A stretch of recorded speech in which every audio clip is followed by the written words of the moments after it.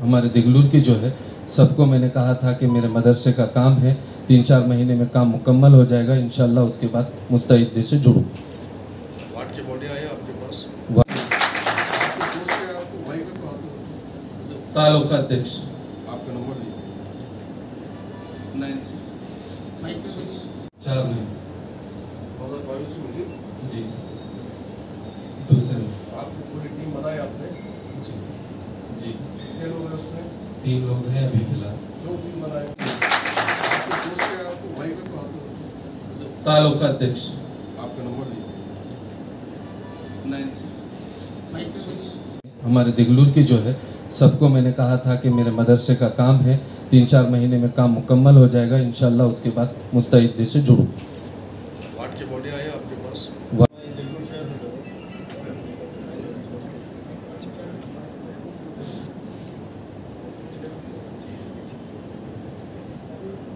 चार में 2022 में मिली जी।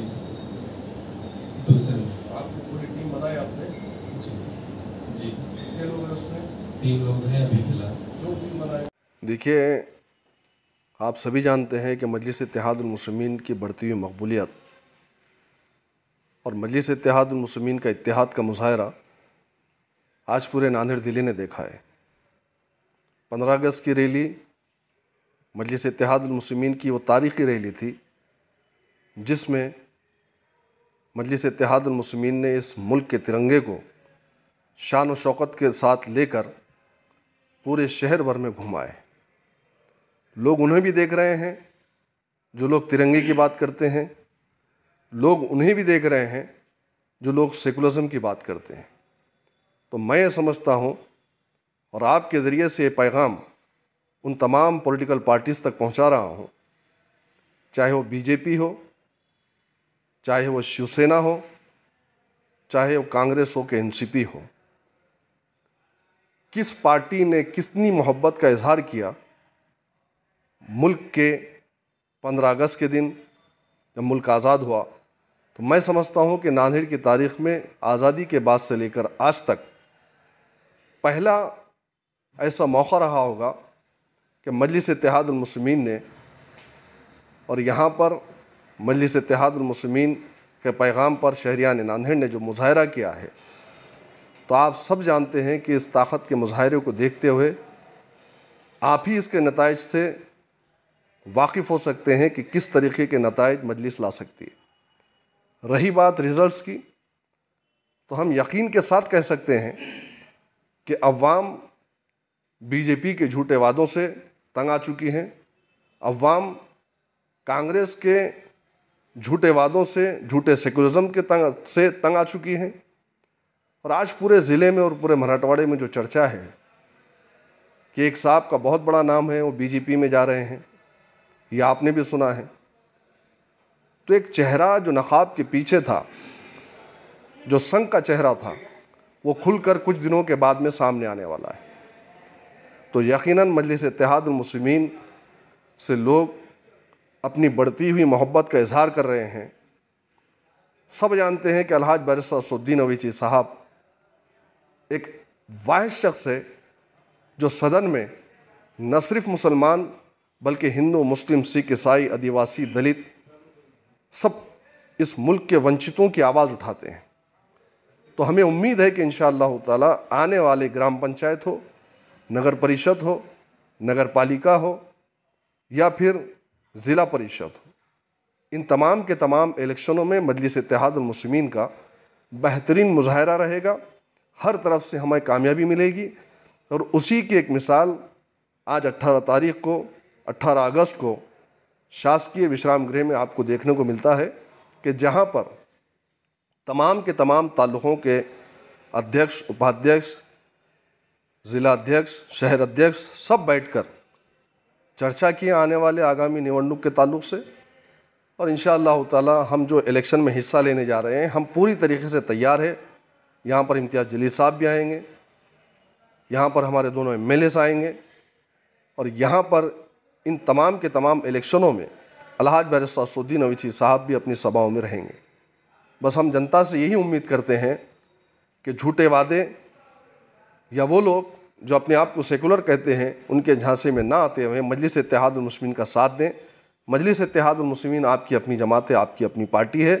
मजलिस से जुड़िए और मजलिस किस तरीके से विकास करती है देखिए। आपका वक्त एक दिन के लिए चाहता हूँ, अगर 2 दिन आप देते हैं तो बहुत अच्छी बात है, लेकिन एक ही अगर दिन देंगे तो शहर के तमाम रास्तों पर ले जाकर आपको बताऊंगा कि हम जो जी रहे हैं, कौन से शहर में जी रहे हैं।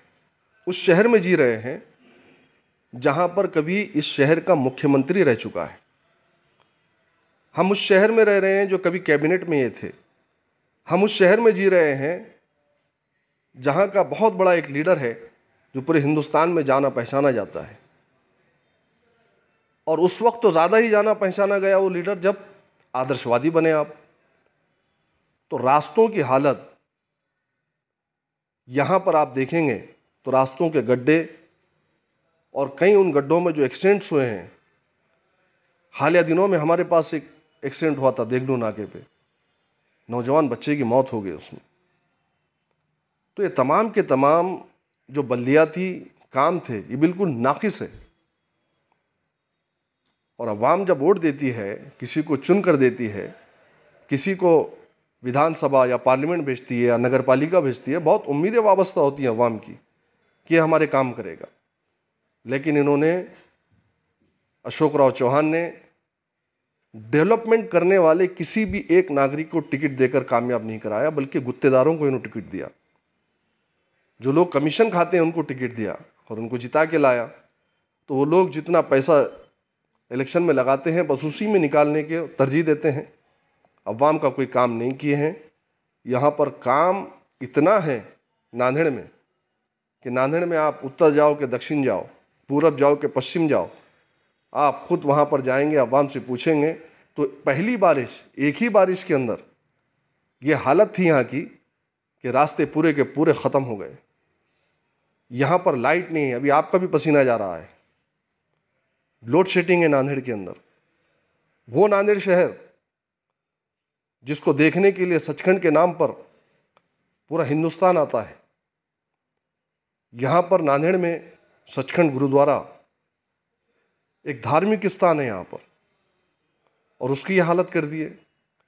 कितने कोटी, 800 कोटी मिले थे यहाँ पर नांदेड़ को डेवलपमेंट के लिए, कहाँ गए? तो बहुत सारी चीज़ें हैं, तफसील के साथ इंशाअल्लाह ताला हम लोग इलेक्शन में जब जाएंगे अवाम के सामने रखेंगे। बैठकीचा विषय हेच होता आणि आमचा हेतू पण हेच आहे की येणाऱ्या काळात आम्ही जास्तीत जास्त पक्ष बळकट करण्यासाठी आणि संघटनात्मक जे आमचे जे काही विषय होते त्याच्यावर आम्ही हे सगळं वरिष्ठ त्यांच्याकडं आम्ही हे सगळं सादर करू। ती नंतर आम्ही याला पक्ष बळकटी करण्यासाठी काम करणार आहे। निवडणुकी संदर्भात आज ऑल इंडिया मजलिस इत्तेहादुल मुस्लिमीनचे राज्याचे अध्यक्ष तथा माननीय खासदार इम्तियाज जलील साहेब यांच्या आदेशावरून राज्यात वेगवेगळ्या जिल्ह्यात निरीक्षकाची टीम त्यांनी अपॉइंट केलेली होती। नांदेड जिल्ह्याचे आमचे मोठे बंधू, महाराष्ट्राचे प्रदेश सरचिटणीस तथा माजी प्रदेश अध्यक्ष आदरणीय सय्यद मोईन साहेब आणि मी इथले निरीक्षक म्हणून आमची नेमणूक करण्यात आली होती।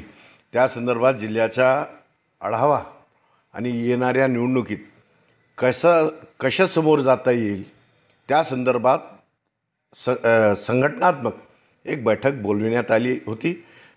जिल्ह्याचे अनेक तालुक्यातून आमचे पदाधिकारी या ठिकाणी आले आणि तिथली व्याथा आणि मांडली आणि कसं पद्धतीनं निवडणुकीच्या समोर जायचे त्या पद्धतीने त्यांचा अहवाल त्यांनी सादर केला आहे। त्या अनुषंगाने येणारा अजून आठवड्याभरात जिल्ह्याभरात प्रत्येक तालुक्यात MIMचे तालुकाध्यक्ष, तिथले शहराचे अध्यक्ष, तिथले पदाधिकारी त्यांनी त्या ठिकाणी एक जाहीर भव्य सभा त्यांच्याकडून अशी अपेक्षा होती की सय्यद मोईन साहेब यांची सभा आम्हाला पाहिजे तर येत्या आठवड्यात त्याचा आराखडा आम्ही तयार करणार आहे. त्या अनुषंगानं जिल्ह्यात अहोरात्र परिश्रम करून या जिल्ह्याचा कसं आम्ही यशस्वी होतील याचा रिझल्ट आम्ही पक्षाचे नेते आदरणीय बॅरिस्टर असुद्दीन अवैसी साहेब यांचा हात बळकट करण्यासाठी त्यांना कडून एक तोफा म्हणून जास्तीत जास्त आम्ही या ठिकाणी आमचे ग्रामपंचायत असू द्या, पंचायत समिती असू द्या, जिल्हा परिषद असू द्या, नगरपंचायत, नगरपरिषद, नगरपालिका, महानगरपालिका या इथून आम्ही निवडणुकीमध्ये सहभागी होऊन जास्तीत जास्त सीट आम्ही निवडून आणणार.